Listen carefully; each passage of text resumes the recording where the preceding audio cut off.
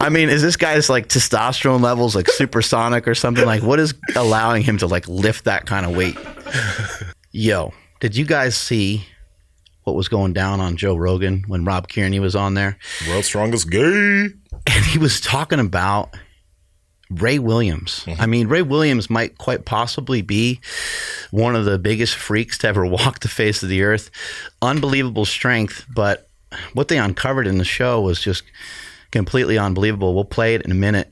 But, you know, keep in mind, Ray Williams is quite possibly one of the strongest powerlifters and maybe even one of the strongest people to ever live, depending on how we gauge strength. But if we're talking about lifting weights, this guy has lifted some crazy weights. 1,080 squat, bench pressed over 550 pounds, I believe, and is deadlifting over 850 pounds.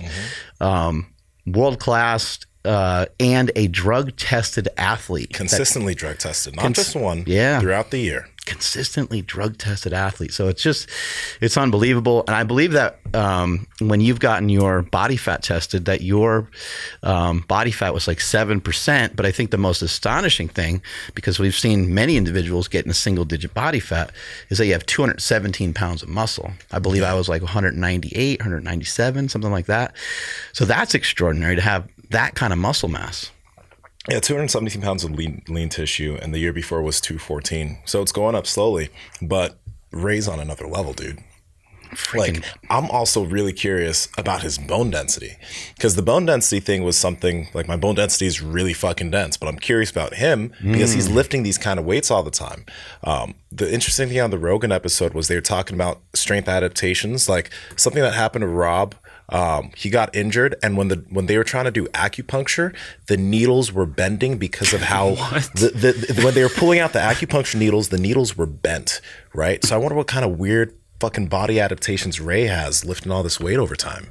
Wasn't that a scene on Superman? Like they tried to put a needle in him and it bent? And the doctor, like, for example, another example was David Goggins' meniscus or something. You remember him talking about that? How the doctor, usually when you're cutting a meniscus, it's like super easy to cut. But when they're cutting David Goggins' meniscus, Former powerlifter. Yeah. And all the stress he's done because of running, they were literally struggling to cut through the tissue because it was so fucking dense. Wow. They're like, we need a laser beam to cut through this fucking thing. Yeah. I wonder what Ray Williams, like if he got blood work done and stuff, like what some of this stuff would look like. Like is his blood work made out of some Southern cooking barbecue sauce or something? Because when he was here, man, he was putting down some food, man. Big Ray is hey, people are gonna Sweet baby Rays. This comes out the veins.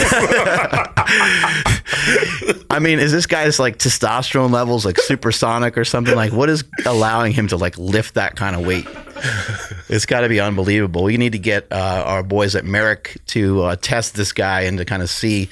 You know, we do know he's a drug-tested athlete. He gets tested frequently, and I've never heard anything otherwise. That he's appears to be a clean athlete in every sense of the word, and it's unbelievable. Anyone that hasn't seen this guy squatting, I mean, you got to check out some of the stuff. But let our people know how they can get hooked up with Merrick if they want to get their blood work done and get their testosterone, growth hormone levels, all those things checked out. All that good stuff. Yeah. So Merrick, the premium TRT clinic, telehealth TRT clinic. So if you're like Ray Williams and you do want to get that blood work done, head over to merrickhealth.com. That's MAREK health.com. And if you're going to manually check out, just kind of do everything on your own, on your own computer, use promo code PowerProject15 for 15% off all of your labs. And then if you are on the phone with them, like whether you want to schedule something to pursue TRT or anything like that, you can just mention promo code PowerProject15 and you'll receive 15% off all of the recommended labs. Links to them down in the YouTube description as well as the podcast show notes. Do you guys want to pull up what Rogan was saying? Yeah, absolutely. Okay. Let's check it out. So this was episode 1727 featuring Rob Kearney, World's Strongest Gay. Yeah, let's get this going. Rob Kearney is an extraordinary person. Different. We've had him on our show. If you want to see what a real strong person looks like, they all kind of look like you, or like Oberst. You know what I'm saying? Like they're all like thick. Yeah. Yeah, big, thick. You never like shredded there. Oh my God. That's Ray Williams. Look at the size of that guy. 24% body fat when they tested it Oh, that makes sense. at 400 pounds. Yeah, and he's squatting 1,000 pounds raw right there. Ooh, That's wait. 1,080. Oh my God. That is so crazy. He has 300 pounds of fat-free mass. That's crazy. Yeah. So he has 100 pounds of fat on his body. 30 kilograms more than the most they'd ever studied. Wow. How many Jesus kilograms? Christ. 30 kilograms? How many pounds? Ray Williams is a It's very like muscular 60 dude. pounds. Well, that's the thing, right? If you're going to study someone, and you want to find That's like good. real freaks, like the world's strong. So, there's a lot to uncover right here, man. So again, Ray Williams is a consistently drug-tested athlete. 300 pounds of fat-free mass. It does not necessarily mean it's 300 pounds of muscle, but it does mean a lot of that is muscle, probably a very large percentage of it. The video we were watching, he was just squatting 1,080.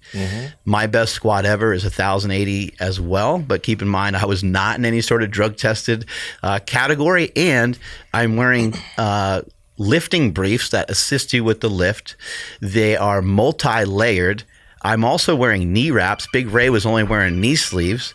And in addition to that, I have a squat suit on. So these things are helping me lift hundreds of pounds more than what my body's actually capable of, along with the performance enhancing drugs. And Big Ray is doing that shit raw, and he's doing it drug tested. Freaking unbelievable. Yeah, it's and if you also see how low he squats. Yeah. He goes deep into the hole when he did that. All his squats are deep into the hole. And his build is something crazy because he has 24% body fat, right? But again, the amount of lean body mass that he has and the amount of muscle he has on his frame, he's not a traditionally fat human being. Right. He's not. No, it's not the first thing that comes to mind. No, it's not. When you see him walking around, you're like, I don't understand what I'm looking at. Yeah. He's an absolute monster. I want to say that I've been made aware of that upright posture on that squat. How can you handle? I mean, I just don't understand to control that much weight. He's not short. He's like 6'2". He has kind of a long torso. So sometimes individuals have a long torso. They bend forward in the squat. Mm-hmm. And also, guys, I don't know if you noticed, his body was not shaking at all. Mm-hmm. He was just going down and up, and even his face seemed to be pretty just in control. A lot of times when lifters are moving this type of load, it wouldn't be surprising for them not to look in control, but he is in control of this weight. He had more. This is just an ordinary squat bar too. I mean, this is just an ordinary powerlifting bar, and there's a lot of whip on that thing. So you watch him pull the weights out, the weight just moved like crazy just from him lifting it, and then he sat there for a second and just stabilized it. And go ahead and study this guy. Seriously, watch him lift and count how many seconds it takes before he even does his squat. He's walking around with this weight like he's going to jog out to the fucking parking lot or something. The fact that they make them walk out these weights, though. Yeah, modern powerlifting, we have something called a monolift. That we have them here at Super Training. We don't have to walk around with the weights, but in this federation, that's what they require you to do. And what a beautiful squat. That is artistic shit right there going on. Yeah.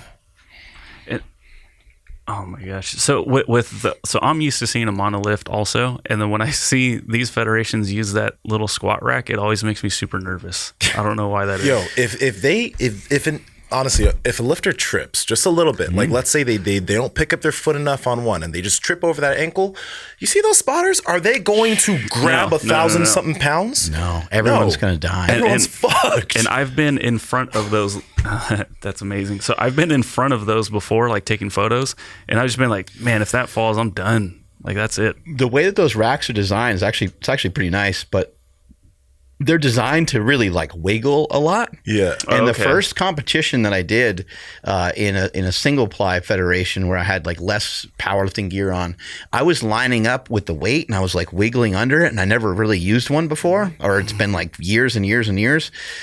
Or when I first started lifting, it didn't have the same technology, and you just see me laughing. I'm laughing on the platform because I'm what is this? The whole thing was shaking and moving, and I was kind of getting nervous. I'm does this rack even hold hold the weight, and it was like, I don't know, it was like 700 pounds or something. It wasn't crazy. It wasn't crazy like the shit that Ray is moving around. But yeah, those racks kind of do make you nervous. You're like, this whole thing's going to collapse, and it's amazing that it's able to even hold the weight. Yeah. Is there anybody that you can compare Ray Williams to?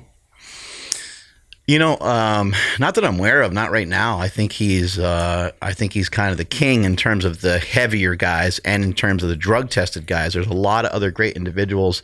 There's a lot of great female athletes. We had John Hack on the show as well. So there's a lot of male athletes that aren't drug tested. But what I was going to say earlier is that at the World's Strongest Man, it's my understanding that they body fat check these guys, and they do all kinds of different stuff on them just to kind of study them, because they're 6'8" and they're 400 pounds. You got Hafthor Bjornsson, and you got guys like Brian Shaw, and you have these just Eddie Hall, and these just kind of legendary dudes that are lifting some crazy weights, doing extraordinary things. But it's my understanding that like someone like Brian Shaw had like 320 pounds of fat-free mass on him or something like that. And Hafthor, who knows, probably a very similar amount. But the World's Strongest Man competitions, those aren't drug-tested competitions. So it's just, we just hear so much about the natty or not stuff. You know, you got Derek from More Plates, More Dates, and we got Greg Doucette, who we recently had on the podcast. Philly. Yeah, you got all these people talking about whether someone's drug-free or not, and they are imposing their own personal beliefs on whether they think somebody is doing something the right way. And you're not going to see, I don't think you're going to see Ray Williams in a natty or not video. You know, I don't think anybody wants to say anything about Big Ray, because who knows what the consequences might be. But this guy is getting drug tested frequently, and he's putting up points on the scoreboard. Who knows, you know, what someone does or doesn't do kind of in their own time, or if they're trying to freaking get past a test or whatever. I know any people can say like, oh, people are figuring it out.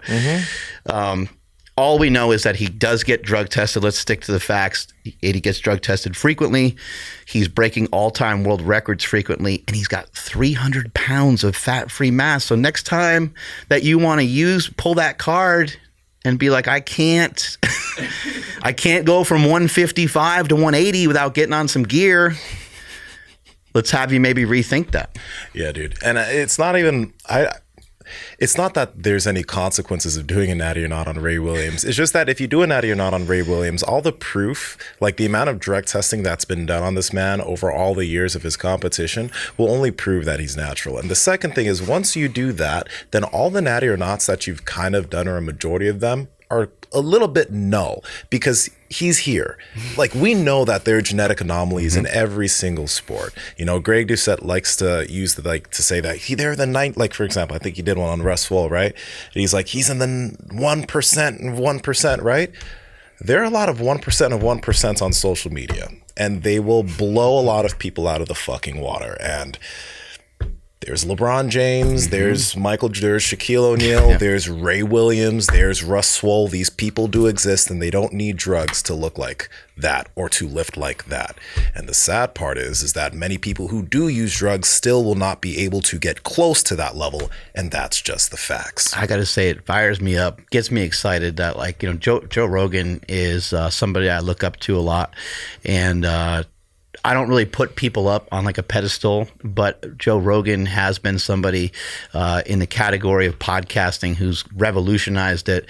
He's helped make more money and more opportunity for maybe more people than like you could possibly even think of, because look at all the podcasts that are out there. He's definitely largely responsible for it. He's somebody I listen to a lot of his shows. I got a lot of respect for Rob Kearney. We've had him on the show. He's become a friend. And then to hear those guys sit there and talk about Ray Williams and give Ray Williams the credit that he deserves, it gives me goosebumps, because powerlifting is a very thankless sport, and it's a sport that kind of just, I don't know, just kind of lingers and sits there and like doesn't really get the it never caught on like jiu-jitsu did with the Gracie Academy and that kind of stuff. And so for powerlifting to get any shine or any focus gets me super fired up. And then to see somebody like Ray Williams, who I've met in person, who I became friends with over the years, to see him get the admiration that he deserves is fucking awesome. Yeah, dude. Andrew, want to take us on out of here, buddy? I will. Please like this video, comment, subscribe, all that good stuff. Let us know down in the comments what you guys think about today's video. And please follow the podcast at Mark Bell's Power Project on Instagram, at MB Power Project on TikTok and Twitter. My Instagram and Twitter is at I am Andrew Z. And Nsima, where are you at? And Nsima Inyang on Instagram and YouTube. At Nsima Inyang on TikTok and Twitter. Mark. Make sure you guys check out that episode. Do you remember the number of it, Andrew, again? Yeah, let's see. 1727. Episode 1727. 1727. How would you jiu-jitsu somebody like Ray Williams? Like, what would you do against somebody like that? Those are big old legs and big old arms and big old wrists. I mean, You heel hook him. You heel hook him. There you go. That's what you do. I get a leg. I can't take the man to the ground, okay? But I get underneath his heel. I take and try to do that, and I heel hook him because heel hooks are nasty. If I don't do that, then Ray just stomps the fuck out of me, which I think would honestly happen in any situation. He would, because I was thinking, jump on his back? No, because then he just slammed me to the ground and I'd die. Yeah, I just Like, what explode happened? underneath him. man, that is a big dude. He's a big dude, man. Picture him doing jujitsu, man. Right? Picture him just being like, "What's up?" Well, it's not like he's not mobile. He's super mobile. He can fucking move around really well. But I mean, he could just bear hug everybody. Just like hug you to death. He's a literal individual who could hug you to death. He wouldn't even need to hug you. He could probably just like doing dumbbell flies, like just grab you and just like you are an aluminum can and you are now crushed. I could picture somebody trying to get him into a hold and him just not even like caring. just laughing. Just like his arms being twisted and he's kind of like, you're like, this is where most people tap. And he's just kind of chill. He just got a little smirk on his face. Like a little kid trying to like play with an adult, like trying to like hurt him. It's like, that's a good job. I'm at Mark Smelly Bell. Strength is never weakness. Weakness never strength. Catch you guys later.